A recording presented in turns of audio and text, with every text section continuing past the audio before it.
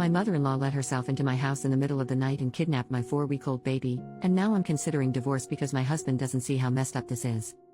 So a little backstory. My husband is an only child. His mom has always been very involved.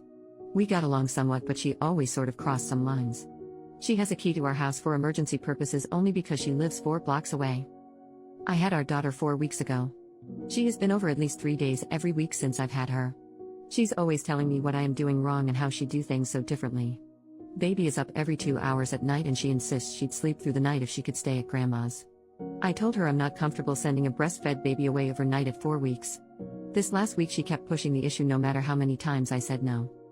Last night we put the baby in her crib. We stopped room sharing because the baby was so loud I could get no sleep whatsoever, so my husband has been getting her when it's time for her to feed. Husband fell asleep early and I dozed off. I woke up 4 hours later and started to panic because she hadn't made any noise. I was sure she had died of SIDS. I went into her room and she was gone. I froze and started screaming her name around the house like she would somehow pop out, like it was all a joke. My husband woke up in a panic and just screamed, "What's going on?" over and over. I ran to my phone to call 911 and saw a picture message from my mother-in-law of my sleeping baby in her arms with the caption "Sleepover at Gam Gams." I was immediately enraged. I screamed so hard I almost vomited. I called her and saw red. I told her I was coming to get the baby and she would never see her again and to never contact our family again. My husband decided it was best if he went to get her. When he came back he said his mother decided to let herself in and give us a break, that she was sure we'd hear the text and she thought we would be thanking her for a night's sleep. I do not give a damn. I hate her. I cannot forgive her for this. My husband thinks I need to calm down. That we just need to get our key back. His lack of urgency about the situation makes me want to divorce him. We have never had any issues before this, but this feels like a deal breaker to me. I already had PPA and now it's through the roof. I don't feel safe in my own home with my family. I hate my mother-in-law. I hate my husband. When I think about what happened I sob uncontrollably. I can't sleep now that I know I can't protect my baby when I sleep. I can't believe I did not wake up. I feel like the biggest piece of crap mother. If any danger really came I would have let my daughter down. Am I overreacting for wanting a divorce or for never wanting to see my Mill again?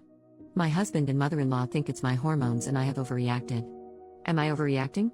I just needed to talk about it with non-involved parties. I have no friends or family for hundreds of miles. Oh, and she also fed her formula while she had her, but that's the least of my worries. It still infuriates me because breastfeeding has been really hard for us. Edit. I just wanted to give everyone a quick update. I didn't respond, but I've read every comment and the support I got has meant so much to me. I bawled reading them because I finally felt like someone was on my side. I called my mom late last night and I got a hotel. I refused to tell my husband where I was going but told him the baby and I would be safe. My mom is disgusted about what I've been through. She's getting on a plane today to come help me. This entire experience has pushed me to the point that I need therapy, so today my first order of business is getting a therapist set up as soon as possible. I decided to go alone for a while and when I'm ready, go with my husband to see if there is a chance to move past this. Right now I still don't want to, but I also agree I'm not in the place to make life-changing decisions. Either way, I can never move back into that house. I don't know what my plan is past these next few days yet, but I'm just going to take it day by day for right now. As for my mother-in-law, I'm going to go to the police today to find out how to get a restraining order. Her and my husband keep saying but she was safe. She was never in danger. I disagree. My mother-in-law is clearly not mentally capable to care for a child. Who knows what else she would do because she feels she knows best. Thank you all so much. I can't tell you how much the support from some internet strangers has meant to me. Update, 2 weeks later, I want to thank everyone again that thought about me after my first post. This past 2 weeks have been crazy for me emotionally, but I saw the request for an update and wanted to let everyone know what was going on even though it's been generally uneventful. I got so many messages and comments with support that meant so much to me. So soon after I wrote that post my mom had arrived to help me get through my anxiety and support me. By the time she was here I was in a hotel and still had not slept. It was going way too long without sleeping and I think the deprivation of sleep was making me crazier. She came and sat with me while I slept. It was the most helpful thing anyone could have done for me.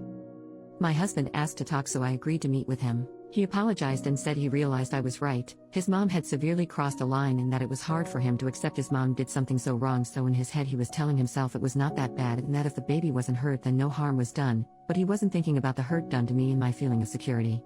He said he changed the locks on the home and would support whatever I wanted to do with his mom. He said he was willing to cut off contact for a while but asked I not press charges. We left it at that for that time. I told him I'd think about what he said and keep in touch. Shortly after this whole thing happened, I got a lot of texts from his family supporting me and letting me know they were so sorry about what happened and that no matter what, my baby and I are family and we have their support. That meant so much to me.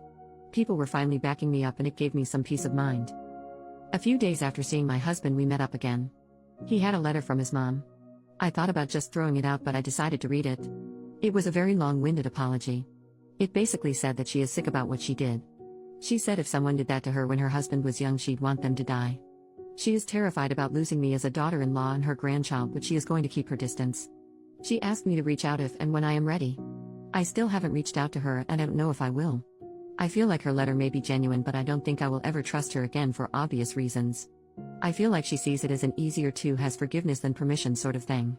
I'm in a hard place of trying to decide how to assert my authority as a mother without alienating my child from people who love them.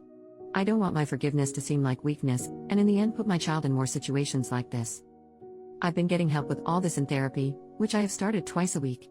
Right now the general guidance I get from my therapist is don't make any big moves yet, divorce, moving long distances, cutting people out, etc., so I'm taking it day by day. I make sure my husband sees our child every day. We don't talk about the state of our marriage yet. I told him when I was ready we will talk. He's respected that and it's made a huge difference in the hope I have for our future. So that is really it. There weren't really any dramatic blow-ups or legal action. There are still a lot of unanswered questions for me, but this time has been one filled with self-discovery and support from a lot of unexpected places, and for that I'm incredibly grateful.